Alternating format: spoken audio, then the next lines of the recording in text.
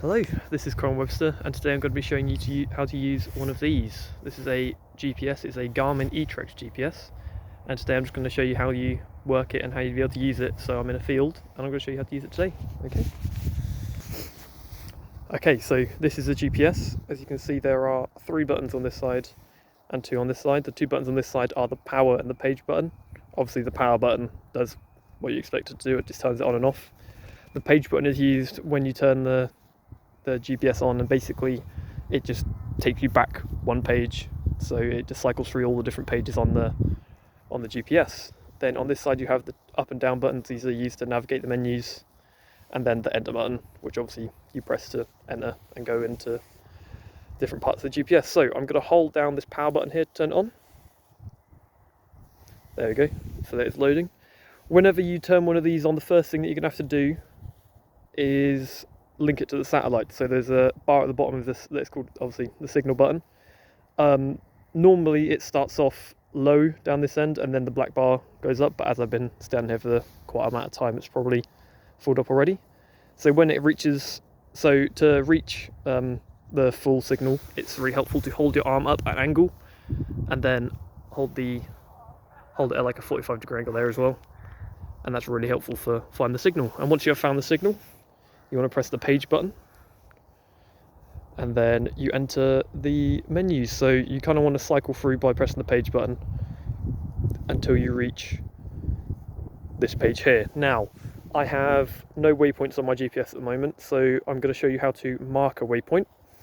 So using the arrow keys and the enter key on the side, you kind of want to just go to mark. So press up, go to mark and press enter. And they'll come with this screen. So OK obviously just marks it as is. I'm going to rename my waypoint so I know which one I'm going to. So I'm going to name this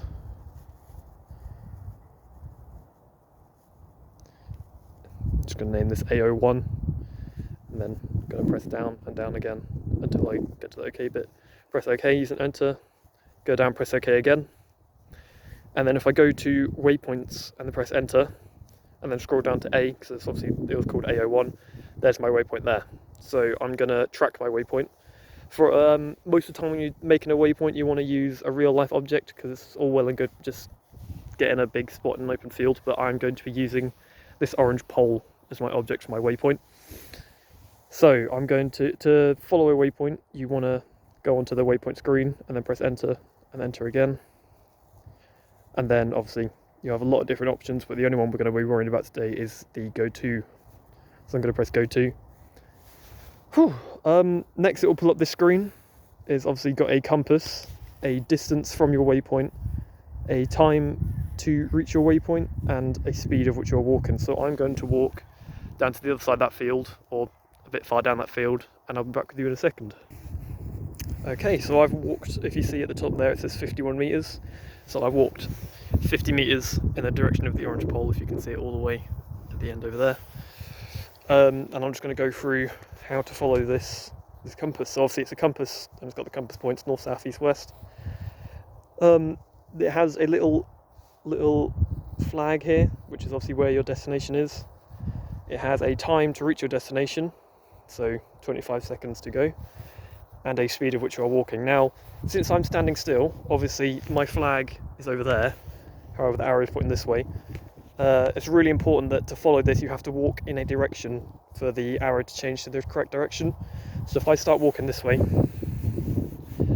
and then start walking this way, as you can see it's directly in front of me, so the arrow is going to be pointing in that direction. So I will follow all the way up to the waypoint. I'll go back to the waypoint and then just record how the arrow changes and moves.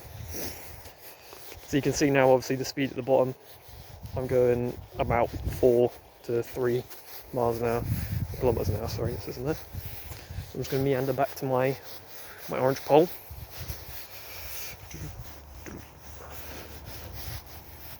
Yeah, so now that I'm moving, the arrow's in the same direction, but whenever I stop moving the stand still, it starts floating about and going in weird directions, so you've got to start moving for the arrow to change to the correct direction. And here we are. So if you look at the bottom, as I'm reaching my destination, it should say It should do. It should. Okay, so now obviously I've made it to the pole, so it's going to start. The compass will start flipping back on itself. So if I walk back the way I came, obviously it's going to start pointing behind me. So yeah, it's pointing for me to go backwards. And if I turn around, walk past the pole, and then it should start pointing backwards again. Yeah, so it's really good for pinpointing the exact spot that you want to be. So obviously if you're following one that's set up by another user, then usually they'll have an object or a thing. So obviously my pole. So if you walk around an area and it starts flipping back on itself, you know that you've reached your destination. So next, if you want to press the page button, which is the one up here, then page again. Trying to, okay, I'll try and, oh, it's not focusing, there we go. So if you've reached a waypoint, you want to move to the next one again, just go into waypoints. Oh, I pressed page by accident. If you want to press enter. Oh, shoot. Page, sorry, you want to press page. Page again. Page again. Page again. There you go. And then press enter on waypoints. So I've made it to AO1, so obviously if you're following a route, so if you're doing like geocaching or if you're following a trail that's been set up by someone else, you then press enter and you'd scroll down to where the empty spot is down here. Obviously there'll be another one. And yeah, pretty much that is how you use a Garmin GPS. Thank you for watching.